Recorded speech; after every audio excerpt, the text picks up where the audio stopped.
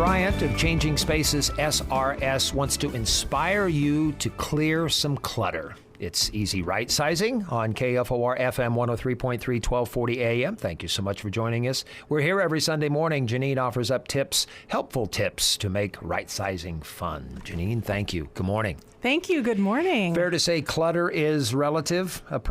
One person's clutter is another person's collection. Yes, absolutely. Yeah. Yes, we've all heard that. One man's trash is another person's treasure. And so that's really why we talk about, I want to inspire people when they're going through the rightsizing process. I want to empower them to know that you are in charge of your stuff and you get to decide what's a treasure and what's clutter. You get to decide what you're keeping. But you can't keep it all, can you? No. As much as you'd like. That's right. Speaking as a parent. So what are some practical tips to determine if a person needs to right-size? Okay. So I have developed a quiz that our listeners can ask themselves. They can ask themselves these questions to think about, do I need to right-size? Do I have too much stuff in my home? So, dear listeners, listen up. Ask yourself some of these questions. You might need to right-size if there are several unidentified boxes sitting in your basement, garage, or attic, right? These places are dumping grounds in our homes, aren't they? And they're places where when we can't decide what to do with something, when we don't have time to deal with it, let's just put it in a box, shove it in the basement, shove it in the basement, shove it in the attic, shove it in the garage. And then after we do that for a few years or a few decades, we look in these areas of our homes and guess what? They're full. And full of what? We're not sure because we just stuck it in there and we haven't dealt with it. So if that's you, that might be one reason that you might need to right-size. Here's another one. Do you have clothing hanging in your closet that you haven't worn since Ronald Reagan was president? We could insert a president of your choice. In my opinion, anyone pre-Obama probably falls into this category. Bill Clinton, either of the Bushes. If you have clothing hanging in your closet that you haven't worn in that many years, chances are you need to right-size. Now, what about if you are holding on to gifts that your family members or your friends gave you? Not because you love them, but because you feel too guilty to get rid of them. Out of politeness? Yes. 3 years ago, someone gave you a little ceramic frog to add to your frog collection, and you're over it. You've decided, I've got enough frogs. Can you get rid of that little ceramic frog? Will your Aunt Judy be upset that you got rid of it? Will she remember that she gave it to you? No. Chances are not. You get to be the captain of your own ship. You get to decide what you want to keep, what you want to get rid of. Don't keep things out of guilt, all right? Just because someone gave it to you. I think a lot of times what we see with our clients in this category is wedding gifts. People who get things for their wedding and they think, well, I can't get rid of that. So-and-so gave me this very expensive crystal bowl that I've never used in 15 years. It's just sitting there in the china cabinet. I can't get rid of it. Yes, dear listeners, yes, you can. All right, now let's go to another one. Another sign that you might need to right-size is when I ask you where your birth certificate, passport, or marriage license are, you have no idea. I know where one of those three would be. All right. But I still need to right-size. You do need to right-size, absolutely. So one of my tips for clutter busting is have a home for everything, right? A place for everything and everything in its place. We've all heard that. If you live by that motto, then you should know exactly where your birth certificate, passport, and marriage license are. In my home, they're all in the same place. They're in a safe, right? Those are all important documents. We keep them all in one spot. Here's another sign you might need to right-size. We see this a lot too. There are boxes that are neatly packed, sealed, and stacked in a pile from the last time you moved, which was several years ago, and you have no idea what's in them, right? This is what happens when someone moves, and quite frankly, they don't call changing spaces, so they don't go through their stuff before they move.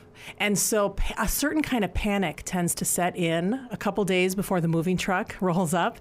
And then suddenly people just start throwing stuff into boxes, anything and everything that they see, because they think, we got to get this house empty. They start throwing it into boxes. It gets loaded onto the truck, moved to the new place.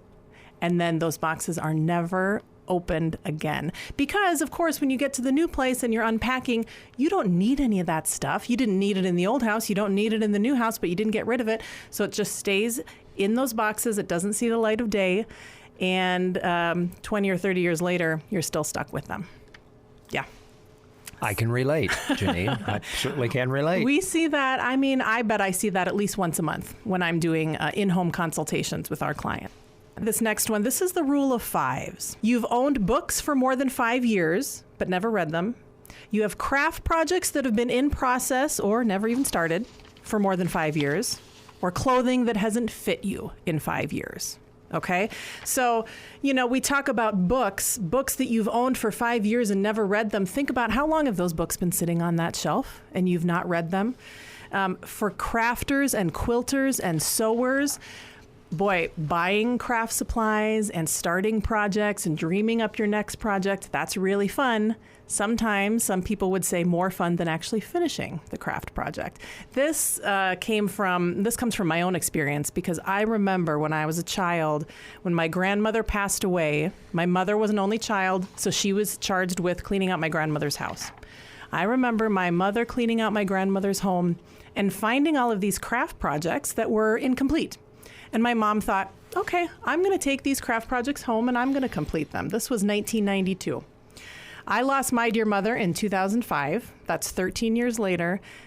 And Dale, guess what I found when I was cleaning out my mother's home? Partially completed craft projects? The same partially completed craft projects.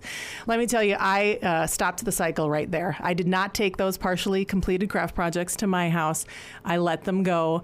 Sometimes it's okay to just give up the fight and say, I'm never going to finish this craft project, or I'm never going to read this book that I bought, or I'm never going to fit into those clothes again. Let them go. And the sun came up the next day and your life went on. That's right. Okay, Dale, what about this one? Do you have boxes and boxes of your children's items, toys, yearbooks, keepsakes, stuffed animals, except your children aren't children anymore? Mm-hmm. In fact, they're grown up and they have a family and a home of their own. I lived this. Yeah, he's nodding, a few folks. years ago. Having an only child, I saved everything. K through 6, there was a box for each grade. Oh, my goodness. Yes. And I presented it to him, and this look on his face was a gut punch. That's to right. me. But it was reality. He didn't care. There were no memories. Right. He was there, but he doesn't remember them. I always tell this story about a woman that we moved several years ago to a retirement community. She turned 90 the week that we worked with her. And we were going through her home, and we were going to sort through the last closet. And we got to the last closet, and I said, okay, Dorothy, what are these boxes that are sitting in the back of this closet? And she said, oh, those are things that belong to my son. So, okay, well, Dorothy, can we get rid of them? Well, no, I need to call him and ask him if he wants them. They were his high school trophies. This woman had just turned 90. Her son was 60. She called him and said, do you want these trophies? What do you think his response was? Mom. Of course Get not. Get rid of them, Mom. Right. If he had wanted those things, he would have gotten them, 30, 40, 50 years ago. Yeah. Right. Yeah. And what I noticed too, Jeannine, is my son has his own junk. Mm-hmm. He doesn't need me giving him more stuff in boxes taped That's right. up. The generations of stuff that come down. No, they don't need that. I saw this thing on Facebook, I have to say, recently, and it said, it's not an empty nest until the kids get their crap out of the basement. So sometimes it's the parents who keep the stuff for the kids, and sometimes it's the kids who won't come and get their stuff, right? And they treat their parents' house as a permanent storage facility. So stop the madness. Here's another sign that you might need to right size. Are there bottles of lotions and potions in your bathroom that were purchased before the turn of the century? Dale, we're talking about the year 2000 here, not the year 1900. But there's just a little bit left. No. The turn of the century was 20 years ago already.